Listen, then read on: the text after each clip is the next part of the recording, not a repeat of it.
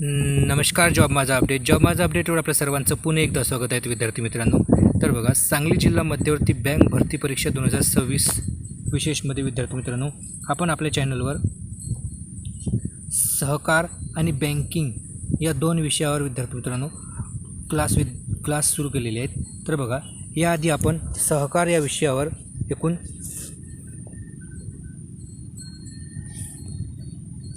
4 class जे विद्यार्थी मित्र आपण घेतलेले आहेत. तर विद्यार्थी मित्रांनो, आज आपण बँकिंग या विषयावरचा आपला आजचा हा पहिला क्लास असणार आहे. तर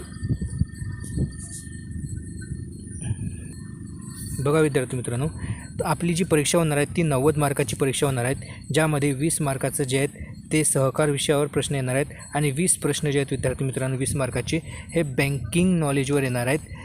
तर आजपासून आपण बँकिंगबद्दल आपण माहिती घेणार आहोत, म्हणजेच बँकेच्या उत्पत्तीपासून तर बँकेचा व्यवहार कसा असतो या सर्वाची माहिती विद्यार्थी मित्रांनो आपण वेगवेगळ्या क्लासच्या माध्यमातून घेऊ. आणि त्यासाठी आपण MCQच्या माध्यमातून जे विद्यार्थी मित्रांनो आपण येथे काय तर माहिती घेणार आहोत. सोबतच हे MCQच्या सोबत तुम्हाला मी अतिरिक्त काही महत्त्वाचे काही पॉईंटसुद्धा तुम्हाला इथे सांगणार आहोत. तर तुम्ही हा व्हिडिओ पूर्ण बघायचा आहे. तर बघा, आपला आजचा हा पहिला भाग आहे बँकिंग नॉलेजच्या संबंधित. तर बघा, आज आपण बँकेच्या बाबतीत बँकेचा जो इतिहास आहे आणि बँकेचा जो विस्तार आहे आपल्या भारतामध्ये कसा झाला, म्हणजेच आपल्या भारतामध्ये बँकेची स्थापना कधी झाली, त्याचा इतिहास काय आणि त्याचा विस्तार याबाबत आपण इथे माहिती घेणार आहोत. तर चला तर मग आपण व्हिडिओला सुरुवात करू. तर बघा विद्यार्थी मित्रांनो, आपला आजचा पहिला प्रश्न असा आहे, इम्पेरियल बँक ऑफ इंडियाचे स्टेट बँक ऑफ इंडियामध्ये रूपांतरण कोणत्या कायद्याच्या अंतर्गत करण्यात आले. बघा, इम्पेरियल बँक ऑफ इंडियाचे स्टेट बँक ऑफ इंडिया या बँकेमध्ये रूपांतर कोणत्या कायद्याच्या अंतर्गत करण्यात आले. तर बघा, याचं बरोबर उत्तर काय होईल. बघा विद्यार्थी मित्रांनो, IBPS ही परीक्षा कंडक्ट करणार असल्यामुळे तेथे आपल्याला 5 ऑप्शन पाहायला मिळणार आहेत परीक्षेमध्ये, आणि जे आपण इथे प्रश्न घेतले आहेत अशा प्रकारचेच प्रश्न विद्यार्थी मित्रांनो तुम्हाला पाहायला मिळणार आहेत. तर बघा, इम्पेरियल बँक ऑफ इंडियाचे स्टेट बँक ऑफ इंडियामध्ये रूपांतर कोणत्या कायद्याच्या अंतर्गत करण्यात आले. तर बघा, ऑप्शन सी आपला बरोबर उत्तर असेल SBI कायदा 1955. तर बघा, SBI कायदा 1955 जे आहेत या कायद्याच्या अंतर्गत इम्पेरियल बँक ऑफ इंडियाचं रूपांतर स्टेट बँक ऑफ इंडियामध्ये करण्यात आलेलं आहे. म्हणून आपलं बरोबर उत्तर असणार आहे ते SBI कायदा 1955. तर बघा विद्यार्थी मित्रांनो, तर आपण इथे बघितलं की इम्पेरियल बँक जे आहेत या बँकेचं रूपांतर स्टेट बँक ऑफ इंडिया, म्हणजे आपली जी आता सध्याच्या घडीला जी काही SBI जी बँक आहे या बँकेचं जुनं जे नाव होतं ते होतं इम्पेरियल बँक ऑफ इंडिया. तर बघा, आता ही इम्पेरियल बँकेची स्थापना कधी झाली याचीसुद्धा आपल्याला माहिती असणे आवश्यक आहे. तर बघा, इम्पेरियल बँक जे आहेत या इम्पेरियल बँकेची जी स्थापना आहे ही विद्यार्थी मित्रांनो ब्रिटिशांच्या कालावधीमध्ये 1921 जे आहेत 1921 या वर्षी विद्यार्थी मित्रांनो इम्पेरियल बँक ऑफ इंडियाची स्थापना जी आहे ते करण्यात आली होती. तर बघा, ही जी बँक आहे इम्पेरियल बँक, ह्या बँकेची स्थापना 3 प्रेसिडेन्सी बँका होत्या विद्यार्थी मित्रांनो, ज्यामध्ये बघा एक पहिली प्रेसिडेन्सी जी बँक होती ती होती प्रेसिडेन्सी बँक ऑफ बंगाल. तर बघा, प्रेसिडेन्सी बँक ऑफ बंगाल, त्यानंतर दुसरी bank presidency bank of Bombay आणि तिसरी प्रेसिडेन्सी बँक ऑफ मद्रास. बघा, या 3 बँका ज्या विद्यार्थी मित्रांनो काय आहेत तर या 3 बँकाचं एकत्रीकरण करून 1921 या साली काय तर इम्पेरियल बँक ऑफ इंडियाची स्थापना करण्यात आलेली होती. त्यानंतर बघा, प्रश्न क्रमांक 2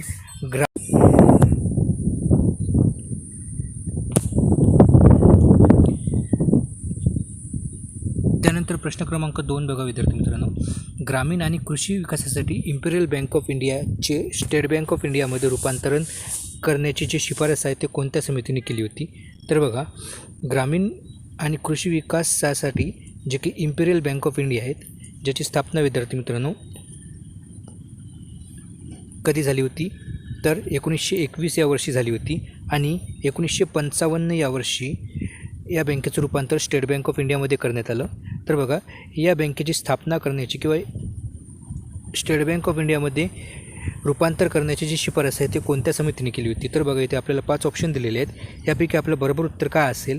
तर बघा इथे ऑप्शन क्रमांक बी येते, इथे आपलं बरोबर उत्तर होणार आहेत. म्हणजेच A.D. गोरवाल समिती जी होती, A.D. गोरवाल यांच्या अध्यक्षतेखाली अखिल भारतीय ग्रामीण पतसर्वेक्षण समिती जी आहेत विद्यार्थी मित्रांनो ते नेमण्यात आली होती.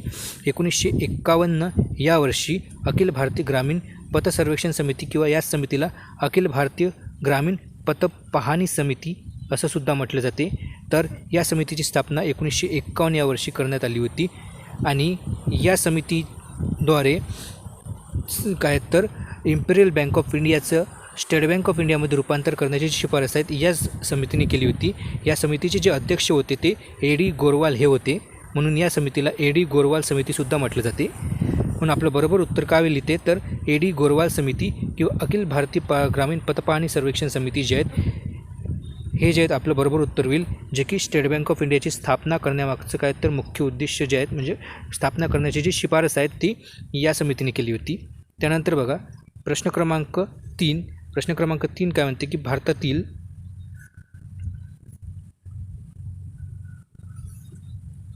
चौदा प्रमुख खाजगी व्यावसायिक बँकांचे राष्ट्रीयकरण कोणत्या तारखेला झाले? तर बघा आपल्या भारतामध्ये सार्वजनिक क्षेत्रातील बँका आहेत विद्यार्थी मित्रांनो, त्यालाच आपण सरकारी बँकासुद्धा असं म्हणतो. तर बघा ह्या सरकारी बँका ज्या आहेत विद्यार्थी मित्रांनो, या बँका सुरुवातीला सरकारी बँका नव्हत्या, तर एकेकाळी त्या बँका खाजगी बँका होत्या. त्या खाजगी बँकाचंच रूपांतरण जे आहेत त्याचं राष्ट्रीयकरण करून काय तर गव्हर्नमेंट बँकेमध्ये करण्यात आलं. तर बघा सुरुवातीला विद्यार्थी मित्रांनो कोणत्या वर्षी जे आहेत ते सर्वप्रथम जे आहेत 14 बँकेचं राष्ट्रीयकरण करण्यात आलं होतं? तर बघा याचं आपलं बरोबर उत्तर काय होईल? तर बघा इथे आपल्याला 5 ऑप्शन दिलेले आहेत. यापैकी आपलं बरोबर उत्तर काय होईल? तर बघा तर याचं आपलं बरोबर उत्तर होईल ऑप्शन क्रमांक सी 19 जुलै 1969. तर बघा 19 जुलै 1969 या तारखेला 14 बँकांचं काय तर राष्ट्रीयकरण करण्यात आलं होतं. तर भारतातलं पहिलं जे राष्ट्रीयकरण आहे विद्यार्थी मित्रांनो ते 14 बँकांचं राष्ट्रीयकरण करण्यात आलं होतं, जे की 19 जुलै 1969 या दिवशी जे आहेत ते राष्ट्रीयकरण करण्यात आलं होतं.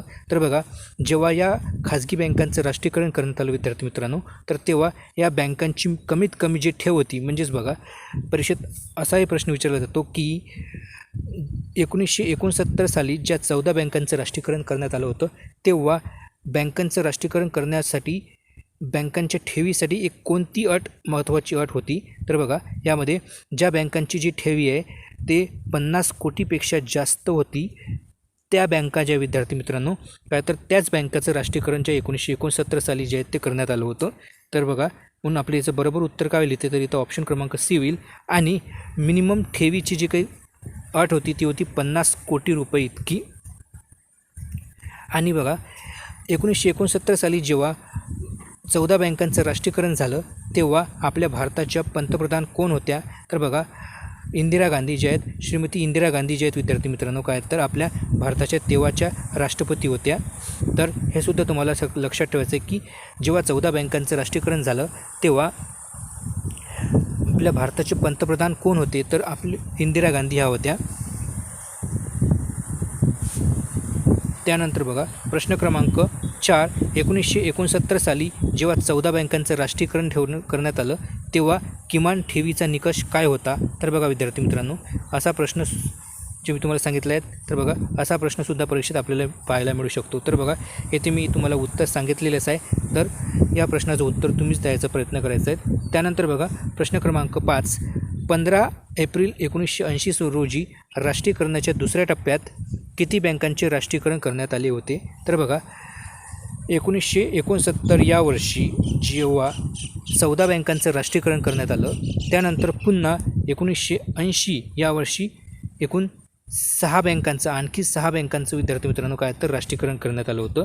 म्हणून आपलं बरोबर उत्तर काय होईल इथे? तर ऑप्शन क्रमांक बी होईल. तर 6 बँकांचं राष्ट्रीयकरण झालं, हे दुसऱ्यांदा राष्ट्रीयकरण करण्यात आलेलं होतं. तर बघा आपल्या भारतामध्ये आतापर्यंत फक्त 2च वेळा जे आहेत विद्यार्थी मित्रांनो काय तर बँकांचं राष्ट्रीयकरण झालेलं आहे, हे सुद्धा तुम्हाला लक्षात ठेवायचं आहे. जर परीक्षेत प्रश्न आलाच तर, कारण अशा प्रकारचा प्रश्न आतापर्यंत आलेला नाही आहे, परंतु तुम्हाला लक्षात ठेवायचं आहे की आपल्या भारतामध्ये जे काही राष्ट्रीयकरणाची जी प्रक्रिया आहे आतापर्यंत फक्त 2च वेळा झाली आहे, ती म्हणजे एक 1969 साली आणि एक 1980 साली. तर बघा विद्यार्थी मित्रांनो, या 14 बँकेच्या व्यतिरिक्त बघा आपल्या भारतातील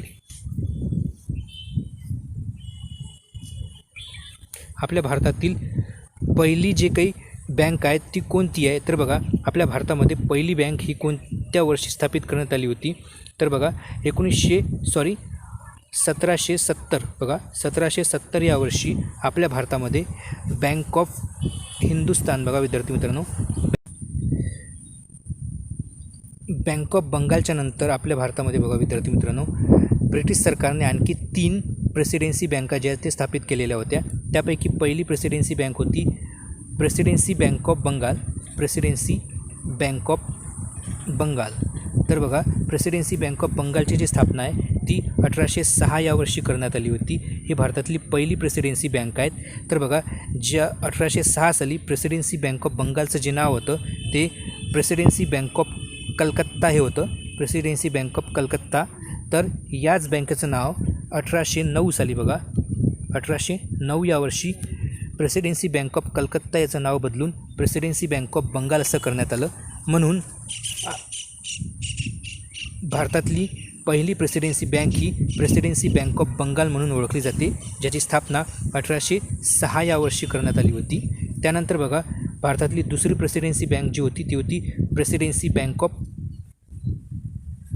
बॉम्बे. तर प्रेसिडेन्सी बँक ऑफ बॉम्बे ही भारतातली दुसरी प्रेसिडेन्सी बँक होती, ज्याची स्थापना 1840 या वर्षी करण्यात आली होती. विद्यार्थी मित्रांनो, हे तुम्हाला लक्षात ठेवायचं आहे. त्याच्यानंतर भारतातली तिसरी प्रेसिडेन्सी बँक जी आहेत ती आहेत प्रेसिडेन्सी बँक ऑफ मद्रास, आणि या बँकेची स्थापना 1843 या वर्षी करण्यात आली होती. तर अशा या 3 प्रेसिडेन्सी बँक आहेत इंग्रजांनी स्थापित केलेल्या. पुढे जाऊन याच 3 प्रेसिडेन्सी बँकेचं एकत्रीकरण करून 1921 या वर्षी विद्यार्थी मित्रांनो काय तर इम्पेरियल बँकेची स्थापना करण्यात आली ती जी तुम्हाला मी आधी सांगितलं आहे. त्यानंतर बघा प्रश्न क्रमांक 6 आपला 1980मध्ये राष्ट्रीयकृत करण्यात आलेल्या बँकांसाठी किमान ठेवीचा निकष काय होता? तर बघा 1969 साली ज्या प्रकारे राष्ट्रीयकरण करण्यासाठी किमान बँकेचा जो निकष आहे म्हणजे किमान ठेवीचा जो निकष आहे तो 50 कोटी रुपये इतका होता. त्याचप्रकारे 1980 साली जेव्हा 6 बँकांचं राष्ट्रीयकरण करण्यात आलं होतं तेव्हासुद्धा एक काय तर ठेवीचा निकष ठेवण्यात आला होता. तर बघा त्याचं बरोबर उत्तर काय असेल तर बघा येते ऑप्शन क्रमांक येते सी येथे आपलं बरोबर उत्तर होईल, म्हणजेच 200 कोटी. जेव्हा 1980 या वर्षी 6 बँकांचं राष्ट्रीयकरण करण्यात आलं तेव्हा त्याच्यासाठी मिनिमम जे डिपॉझिट किंवा मिनिमम ठेवीचा जो निकष होता तो 200 कोटी रुपये इतका होता. म्हणजेच 200 कोटीपेक्षा जास्त ठेवी असणाऱ्या ज्या बँका आहेत त्यांचंच राष्ट्रीयकरण करण्यात आलं होतं. त्याच 6 बँकाचं राष्ट्रीयकरण विद्यार्थी मित्रांनो ते करण्यात आलेलं होतं. त्यानंतर बघा प्रश्न क्रमांक 7 1770मध्ये भारतात स्थापन झालेली पहिली बँक कोणती आहे? तर बघा येथे आपल्याला 5 ऑप्शन दिलेले आहेत. यामध्ये मी तुम्हाला 1770मध्ये कोणती म्हणजे भारतातली पहिली बँक कोणती आहे ते मी तुम्हाला सांगितलेली आहे. याचं उत्तर तुम्हीच मला कमेंट बॉक्समध्ये सांगायचं आहे. त्यानंतर बघा प्रश्न क्रमांक 8 1881मध्ये भारतीयांनी स्थापित केलेली मर्यादित दायित्व असलेली पहिली बँक कोणती होती? तर बघा येथे आपला प्रश्न काय विद्यार्थी मित्रांनो, ज्या प्रकारे भारतातली पहिली बँक 1770 साली बँक ऑफ हिंदुस्तान या नावाने स्थापित झालेली होती, तर त्याचप्रकारे भारतातील जे लोक आहेत म्हणजे आपल्या भारतीय लोकांनी स्थापित केलेली पहिली भारतीय जी बँक आहे ती कोणती आहे? तर बघा ज्याची स्थापना विद्यार्थी मित्रांनो 1881 या वर्षी झाली आहे. हे तुम्हाला लक्षात ठेवायचं आहे, कारण हाच प्रश्न जर उलट विचारला तुम्हाला की भारतातली पहिली भारतीय लोकांनी स्थापित केलेली बँक जी आहे ती बँक कोणत्या वर्षी स्थापित केली होती, तर ती 1881 या वर्षी करण्यात आली होती. तर ती बँक कोणती आहे? तर बघा येथे आपल्याला 5 ऑप्शन दिले विद्यार्थी मित्रांनो. यापैकी आपलं बरोबर उत्तर काय असणार?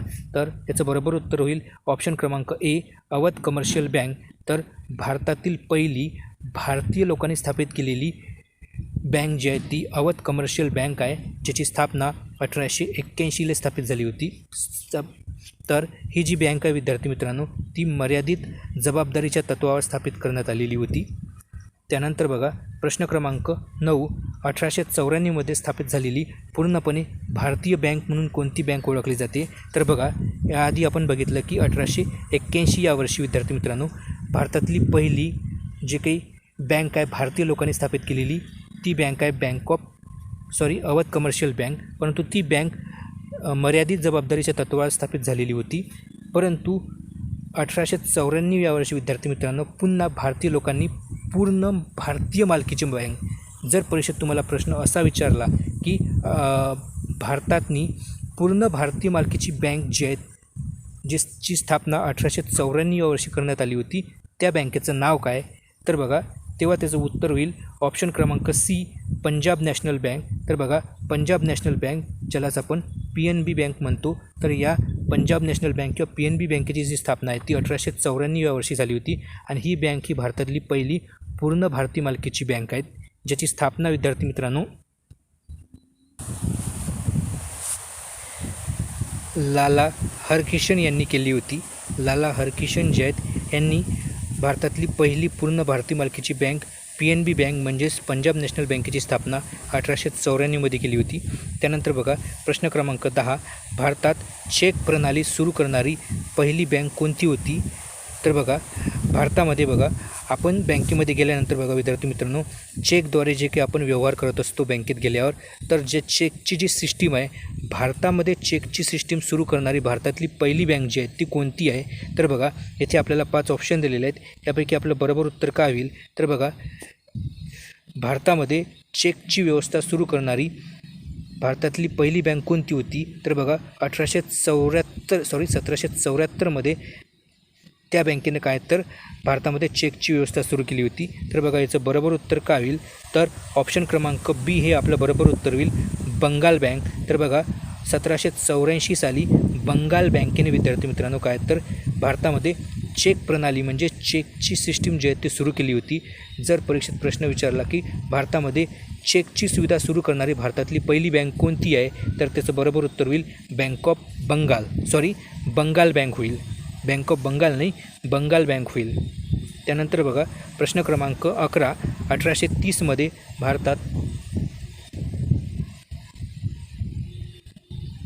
बचत खाते म्हणजेच बघा जे सेविंग अकाउंट आहेत ते सेविंग अकाउंटची सुविधा सुरू करणारी भारतातली पहिली बँक कोणती आहे? तर बघा येथे आपल्याला 5 ऑप्शन दिलेले आहेत. यापैकी आपलं बरोबर उत्तर काय होईल? तर बघा भारतामध्ये बचत खाते सुरू करणारी भारतातली पहिली बँक कोणती होती?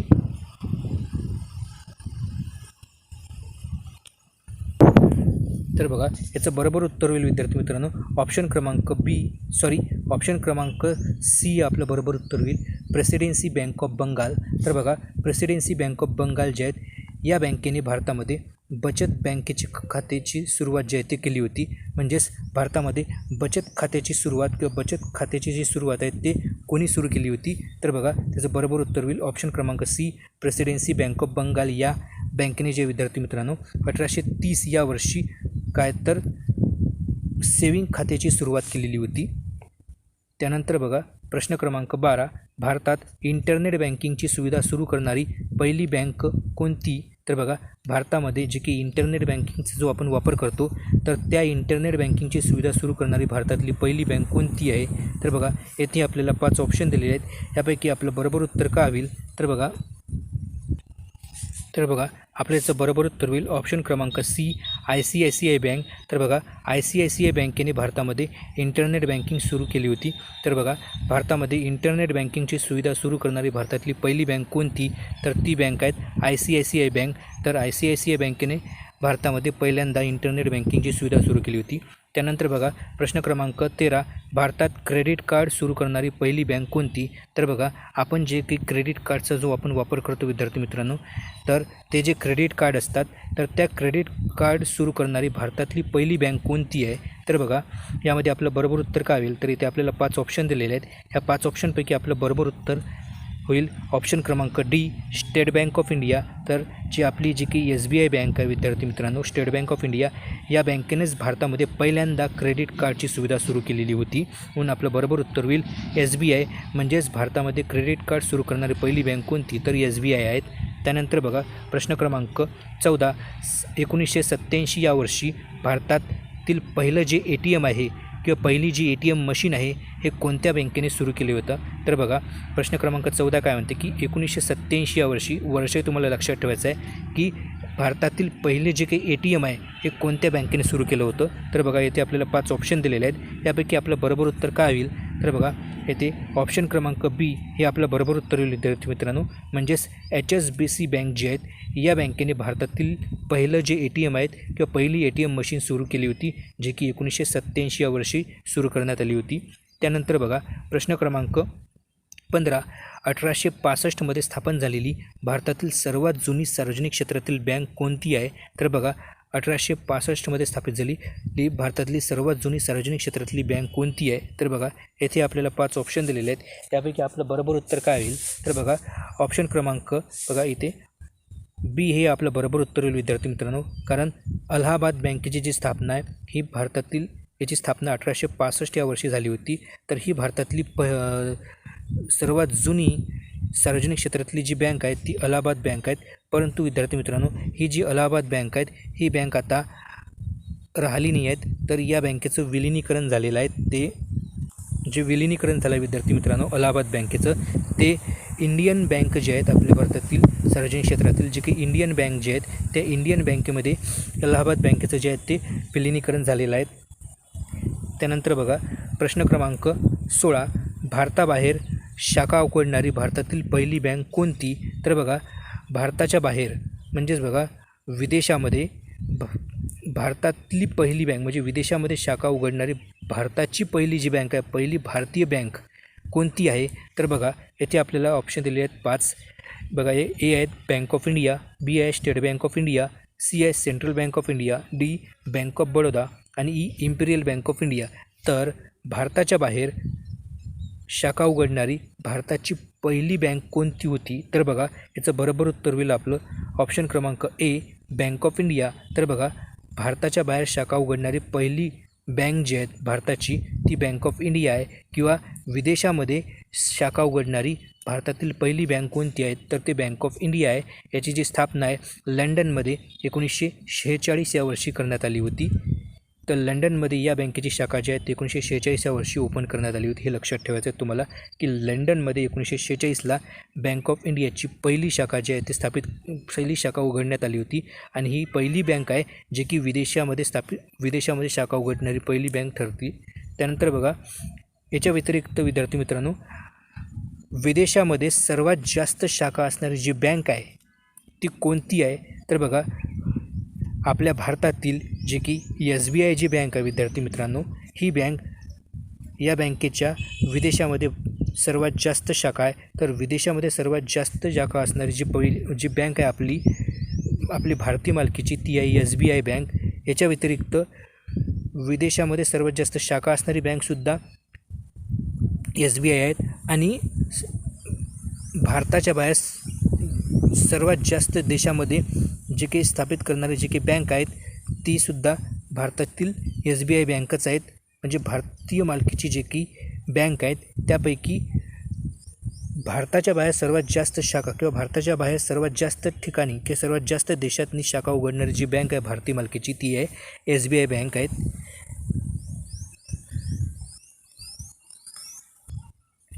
त्यानंतर बघा प्रश्न क्रमांक 17 भारतीय वित्तीय प्रणालीचे किती मुख्य घटकामध्ये विभाजन केले जाते?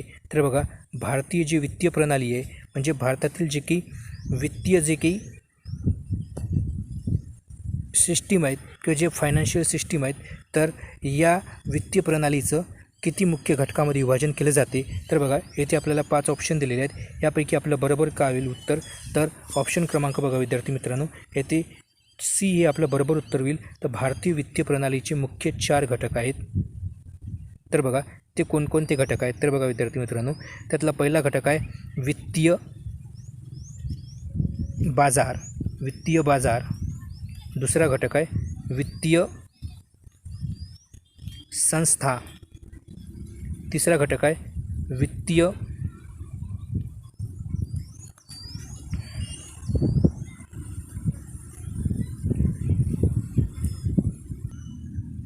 सेवा आणि चौथा घटक आहे वित्तीय साधने.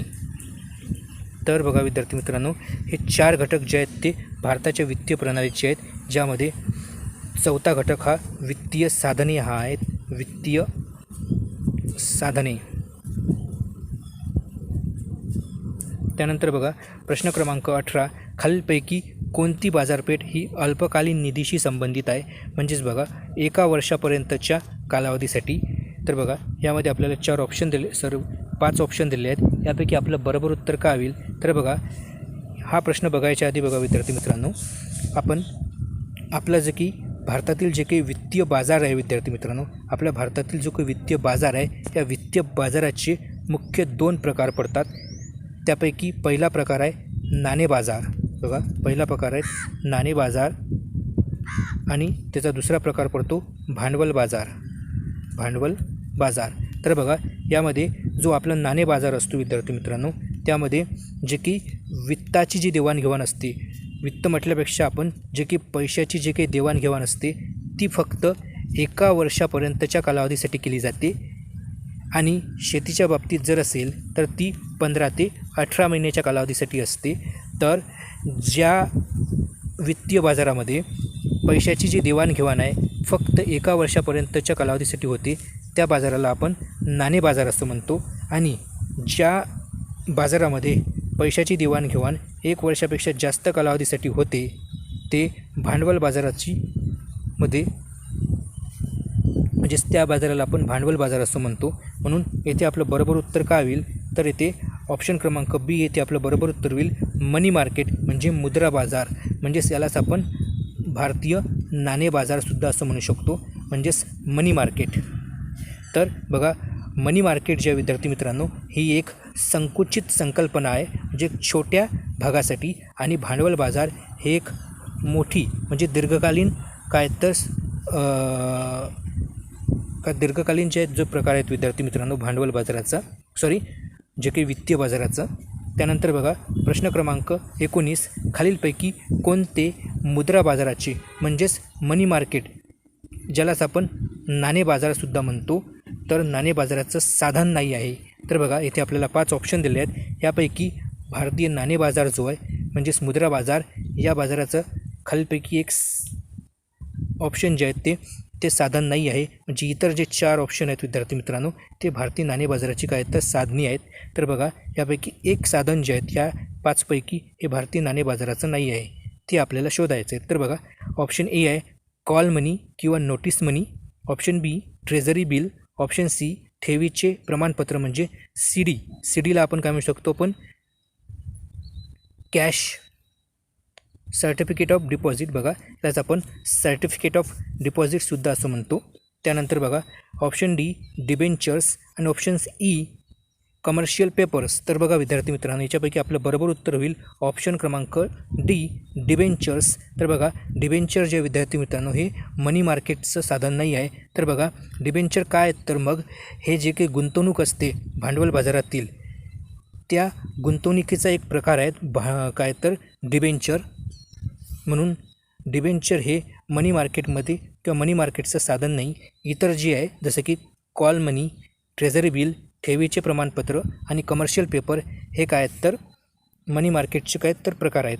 त्याच्या व्यतिरिक्त आजचा प्रश्न क्रमांक 20 आणि शेवटचा प्रश्न बघा, डिबेंचर आणि बॉन्ड्स ही साधने कोणत्या बाजाराशी संबंधित आहे? डिबेंचर्स आणि बॉन्ड ही साधने कोणत्या बाजाराशी संबंधित आहे? तर बघा येथे आपल्याला 5 ऑप्शन दिलेले आहेत. त्यापैकी आपलं बरोबर उत्तर काय होईल? तर बघा ऑप्शन ए काय म्हणते की मनी मार्केट आहे, ऑप्शन बी असंघटित बाजार आहे म्हणजे अनऑर्गनाइज मार्केट आहे, ऑप्शन सी भांडवल बाजारातील कर्ज विभाग आहे म्हणजेच depth segment of capital market आहे, ऑप्शन डी भांडवल बाजारातील इक्विटी विभाग आहे म्हणजे equity segment of the capital market, आणि ई परकीय चलन बाजार आहे. तर बघा याचं बरोबर उत्तर काय होईल? तर बघा ऑप्शन क्रमांक डी हे आपलं बरोबर उत्तर होईल, म्हणजे भांडवल बाजारातील जे काही इक्विटी जो विभाग आहे म्हणजे equity segment of capital market हे जे आहेत डिबेंचर्स आणि बॉन्ड जे आहेत हे कॅपिटल मार्केटमधील जे काही इक्विटी जे सेगमेंट आहेत ते आहे.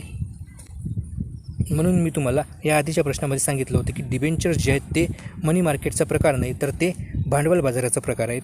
तर बघा विद्यार्थी मित्रांनो, हे आपण इथे 20 प्रश्न बघितले आहेत इथे बँकिंगच्या संबंधित, आणि याच्या व्यतिरिक्त काही महत्त्वाचे मुद्दे मी तुम्हाला सांगितलेले आहेत, ते सुद्धा तुम्हाला लक्षात ठेवायचे आहेत. या प्रश्नापैकी एक तरी प्रश्न विद्यार्थी मित्रांनो तुम्हाला परीक्षेत नक्कीच पाहायला मिळणार आहेत, कारण बँकिंग नॉलेजमध्ये बँकेचे जे की इतिहास आहेत त्या संबंधित प्रश्न नक्कीच पाहायला मिळत असतो. म्हणून जर तुम्ही चॅनलवर जर नवीन असाल तर चॅनलला अवश्य सबस्क्राईब करायचं आहेत. येथे तुम्हाला फ्री ऑफ कॉस्टमध्ये तुम्हाला विद्यार्थी मित्रांनो काय तर स्टडी मटेरियल प्रोव्हाइड केलं जाईल व्हिडिओच्या माध्यमातून. तर परीक्षेच्या दिवसापर्यंत तुम्हाला जर जास्तीत जास्त प्रश्नांचा सराव करायचा असेल तर तुम्ही चॅनलला अवश्य सबस्क्राईब करायचं. धन्यवाद. जय हिंद, जय महाराष्ट्र.